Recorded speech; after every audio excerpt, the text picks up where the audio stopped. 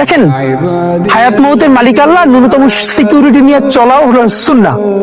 কিন্তু আমাদের লড়াইটা হলো, আমার মা স্বাভাবিকভাবেই কান্নাকাটি করেন, আমার পরিবার সবাই। তো আমি আমার মাকে বলেছি যে দেখো, মানে আমরা যে লড়াই নেমেছি, আমার একটা মনে হয় কি, কোন রাজনীতিবিদের না বাসায় মৃত্যুটা হইতে পারে না, এটা কোনো ভালো মৃত্যু না।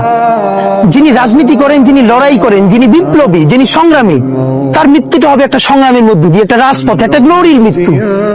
আমি তো ভীষণ ভাবে প্রত্যাশা করি, আমি ছোটবেলা থেকে এই স্বপ্নটা দেখি, অনেক জায়গায় বলেছি, যে একটা তুমুল মিছিল হচ্ছে অন্যায়ের বিরুদ্ধে, সেই মিছিলের সামনে আমি আছি, কোন একটা বুলেট এসে আমার বুকটা হয়তো বিদ্ধ করে দিয়েছে, এবং সেই মিছিলে আমি হাসতে হাসতে আমি শহীদ হয়ে গেছি। এবং সবাই যখন মৃত্যুটাকে ভীষণ ভয় পায়, আমি তখন হাসতে হাসতে আল্লাহর কাছে ভীষণ সন্তুষ্টি নিয়ে পৌঁছতে চাই, যে আমি একটা ন্যূনতম ওই জীবনটা লিড করতে পারলাম, যে আমি একটা ইনসাফের হাসি নিয়ে আমি আমার আল্লাহর কাছে পৌঁছতে চাই।